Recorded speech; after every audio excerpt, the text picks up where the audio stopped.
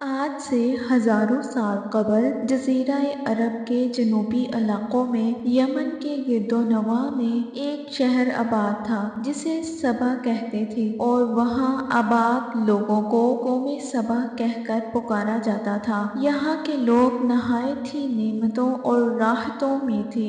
ہر طرف لہلہاتی فصلیں اور درخت موجود تھے، مگر یہ قوم شرک میں مبتلا تھی اور سورج کی پوجا کیا کرتی تھی۔ جب یہاں کے بادشاہ شراجیل بن مالک کی موت ہوئی تو اس کی بیٹی بلقیس نے حکومت کی بازدور سنبھالی۔ بعض نے لکھا ہے کہ بلقیس کے والدین میں سے ایک جنات میں سے تھے، مگر اس نظریے کی کوئی واضح دلائل نہیں ملتے۔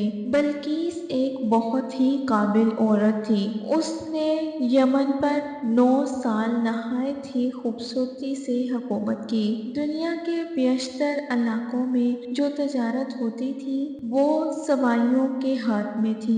یہی وجہ تھی کہ یہ قوم نہایت ہی دولت مند تھی، مگر یہ وہ زمانہ تھا جب مشرق سے مغرب تک ایک عظیم موحد بادشاہ کی طاقت پر حکومت اور جلال کا ڈنکا بجتا تھا، جسے تاریخ میں سلیمان ابن داؤد کے نام سے پہچانا جاتا ہے۔ حضرت سلیمان علیہ السلام کی حکومت دنیا کے بیشتر ممالک میں تھی، جس کا دارالخلافہ یروشلم شہر تھا۔ آپ کو ہوا، جانور، چرند پرند پر حکمرانی عطا کی گئی تھی۔ ایک بار ایسا ہوا کہ حضرت سلیمان علیہ السلام ایک قافلے کے ساتھ جا رہے تھے اور راستے میں انہوں نے اپنی پیچھے فوج کو نظر دوڑائی۔ جب حضرت سلیمان علیہ السلام کسی بھی مہم پر نکلتے تو حضرت سلیمان علیہ السلام اپنے ساتھ چرند پرند کو بھی لے کر جاتے۔ ان کا بھی ایک قافلہ جا رہا ہوتا تھا، تو جب حضرت سلیمان نے اپنے قافلے پہ نظر دوڑائی تو حضرت سلیمان علیہ السلام نے ایک ہدہد کو غائب پایا۔ جب حضرت سلیمان علیہ السلام نے اس ہدہد کے بارے میں پوچھا تو کسی کو اس کا معلوم نہ تھا، تو سلیمان علیہ السلام نے کہا اگر وہ اپنی غیر حاضری کی کوئی وجہ پیش نہ کر سکا تو اس کو ذبح کر دیا جائے گا۔ ابھی یہ گفتگو ہو رہی تھی کہ ہدہد حاضر ہو گیا، تو حضرت سلیمان علیہ السلام نے اس ہدہد سے پوچھا تم کہاں تھے؟ ہدہد نے بڑے احترام سے جواب دیا اے اللہ کے پیغمبر، میں اڑتے اڑتے ایک ایسے ملک پہنچ گیا جہاں لوگ شرک میں مبتلا تھے۔ وہ آگ کی پوجا کرتے تھے۔ ان کی ایک رانی ہے جسے وہ بلقیس کے نام سے پکارتے ہیں۔ وہ بہت بڑے بڑے تخت پر بیٹھ کر حکومت کرتی ہے۔ اس کے تخت میں قیمتی ہیرے جواہرات لال زمر جڑے ہوئے ہیں۔ اس کے پاس تمام شاہی سامان آرائش کے لیے موجود ہے۔ حضرت سلیمان علیہ السلام نے کہا اگر تمہاری بات سچ ہے میرا خط اس ملکہ تک پہنچاؤ کہ وہ شرک سے باز آ جائے، اور پہنچ جانے کے بعد اس کو وہاں بیٹھ کر سنو کہ وہ اس خط کے پڑھنے کے بعد کیا رد عمل پیش کرتے ہیں، اور پھر آ کر مجھے خبر دینا۔ حضرت سلیمان علیہ السلام نے خط روانہ کیا جو کچھ یوں تھا شروع اللہ کے نام سے جو بڑا مہربان نہایت رحم فرمانے والا ہے۔ یہ عزت والا خط سلیمان ابن ابی داؤد کی جانب سے ملکہ سبا بلقیس کی طرف ہے۔ جو ہدایت کی پیروی کرے اس کے لیے سلامتی ہے۔ مجھ پر غلبہ کی خواہش نہ کرو، میرے مقابلے میں سرکشی اختیار نہ کرو، بلکہ فرمانبردار اور مطیع ہو کر میرے پاس آ جاؤ۔ یہ تھا خط جو کہ ملکہ سبا کو بھیجا گیا تھا ہدہد کے ہاتھ۔ یہ خط دراصل ملکہ سبا اور اس کی قوم کی طرف دعوت اسلام تھی۔ ہدہد نے یہ خط جا کر ملکہ بلقیس کی گود میں گرا دیا۔ ملکہ کے دربار میں اس وقت 300 کے قریب درباری بیٹھے تھے۔ انہوں نے جب یہ خط پڑھا تو طیش میں آ گئے کہ یہ ہماری توہین ہے، ہمیں اس کا سخت جواب دینا چاہیے۔ مگر ملکہ بہت ہی زیادہ سمجھدار تھی، اس نے ان کو سمجھایا کہ خط سے پتہ چل رہا ہے کہ یہ کوئی معمولی انسان نہیں، خدا کا کوئی پیغمبر ہے، لہٰذا ہمیں حکمت سے کام لینا چاہیے۔ اس نے کہا کہ میں حضرت سلیمان علیہ السلام کی طرف ایک تحفہ بھیجتی ہوں، اگر انہوں نے قبول کر لیا تو وہ بادشاہ ہے، میں اس سے جنگ کروں گی، لیکن اگر انہوں نے تحفہ قبول نہ کیا تو میں اس کی پیروی کروں گی، کیونکہ وہ نبی ہے۔ ہدہد یہ ساری گفتگو سن رہا تھا، اس نے آ کے حضرت سلیمان علیہ السلام کو ساری بات سنا دی۔ بلقیس نے جب حضرت سلیمان علیہ السلام کے لیے سونے، جواہرات اور غلام کمریزے اور یہ تمام تحائف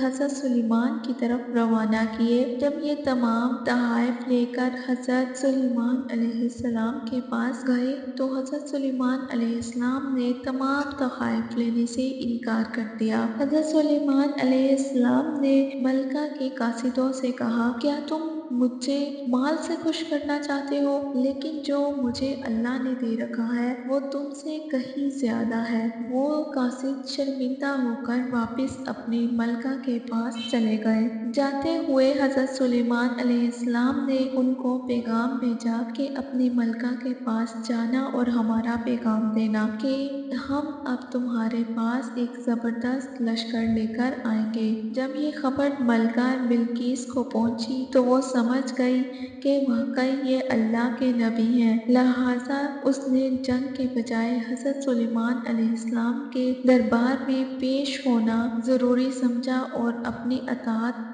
کرنے کا یقین دلانے کا فیصلہ کیا۔ جب حضرت سلیمان علیہ السلام کو یہ پیغام پہنچا کہ ملکہ بلقیس حضرت سلیمان علیہ السلام کے دربار میں حاضر ہونے والی ہے تو حضرت سلیمان نے اللہ تعالیٰ کی نشانیوں کو یقین دہانی میں بدلنے کے لیے ملکہ کا تخت اپنے محل میں بلانے کا حکم دیا۔ آپ نے جنوں میں سے حکم دیا کہ تم میں سے کون ہے جو ملکہ کے آنے سے پہلے اس کا تخت یہاں تک لے آئے گا۔ ایک جن جس نے کہا کہ میں پلک جھپکنے کے دوران میں ملکہ کا تخت وہاں سے یہاں پر لے آؤں گا۔ حضرت سلیمان علیہ السلام کو اللہ تعالیٰ نے جنوں کی بھی حکومت کرنے کا موقع دیا تھا۔ حضرت سلیمان ایسے بادشاہ ہیں جن کی بادشاہت، جن جیسی بادشاہت آج تک کسی بھی انسان کو نہیں ملی۔ وہ جو دو ہیکل جن ہیں، جب حضرت سلیمان علیہ السلام نے جنوں کو مخاطب کیا تھا تو ایک جن نے کہا تھا کہ میں یہ دربار ختم ہونے سے پہلے تک لا دوں گا، تک آپ کے پاس ہوگا، لیکن جو دوسرا شخص تھا جس نے دربار میں لے کے آیا تھا تک وہ اس کے پاس کتاب کا علم بھی تھا۔ کتاب کا علم ہونا بہت ہی فائدے کا باعث ہوتا ہے، اس لیے اس کی کتاب کے علم کی وجہ سے وہ پلک جھپکنے تک کا جو سفر ہے وہ پورا کر چکا۔ پھر حضرت سلیمان علیہ السلام نے اس تک کو پکار، اس تک کو اپنے پاس پڑا دیکھا تو فوراً سے اللہ کے ہاں شکر گزار ہونے لگے کہ یہ میرے اللہ کا فضل ہے، اس نے یہ مجھے اس لیے دیا تاکہ وہ مجھے آزمائے کہ میں شکر ادا کرتا ہوں یا اس کی ناشکری کرتا ہوں، اور جو شکر ادا کرتا ہے تو اس کا شکر اس کے اپنے لیے ہی مفید ہے، اور جو کوئی ناشکری کرے تو میرا اللہ اپنی ذات میں ہی بزرگ اور برتر ہے، اس کو کسی دوسری چیز کی ضرورت ہی نہیں۔ کہا جاتا ہے کہ اس تخت کی جو اونچائی ہے وہ 80 ہاتھ، عرض 40 ہاتھ اور اس میں موتی سرخ یاقوت کے جڑے ہوئے تھے۔ حضرت سلیمان علیہ السلام نے اس کے تخت میں ہلکا پھلکا رد و بدل کر دیا، اس کو پہلے سے بھی بہتر بنا دیا۔ جب ملکہ بلقیس حضرت سلیمان علیہ السلام کے دربار میں حاضر ہوئی تو آپ نے پوچھا کہ کیا تمہارا تخت بھی اسی طرح کا ہے؟ اس نے کہا گویا کہ ہو وہی تخت ہے، اور ہمیں تو پہلے ہی معلوم ہو گیا تھا کہ آپ اللہ کے پیغمبر ہیں۔ جب حضرت سلیمان علیہ السلام کے محل میں ملکہ نے قدم رکھا تو حضرت سلیمان کا محل کا جو فرش تھا وہ شیشے کا تھا، اور اس کے نیچے نیچے پانی بہتا تھا اور ملکہ نے جب قدم رکھا تو اس کو لگا کہ جیسے اس نے پانی میں پاؤں رکھا ہے، اس نے اپنے کپڑے اوپر کر لیے، لیکن جب حضرت سلیمان علیہ السلام نے اس کو کہا کہ آ جاؤ، یہ فرش ہے جو پانی سے اور شیشے سے خوشنما بنایا گیا ہے۔ پھر ملکہ جب اندر آئی تو اپنا تخت دیکھ کر بہت حیران ہوئی اور کہا گویا کہ وہ ہو وہی ہے، پر ہمیں تو معلوم تھا کہ اور اسی لیے ہم فرما بردار ہو چکے ہیں۔ وہ حضرت سلیمان علیہ السلام کی آسائشوں اور نعمتوں کو دیکھ کر فوراً سے اللہ کے ہاں بول اٹھی کہ اے اللہ، میں ہمیشہ سے سورج اور آگ کی پوجا کرتی رہی اور اب میں سلیمان کے ساتھ اللہ رب العالمین کی اطاعت قبول کرتی ہوں۔ لہٰذا بلقیس کو یہ علم ہو گیا کہ جس طرح وہ شیشے کے فرش کو پانی کے لہرنے والا فرش سمجھ بیٹھی، اسی طرح اس نے اپنی ساری زندگی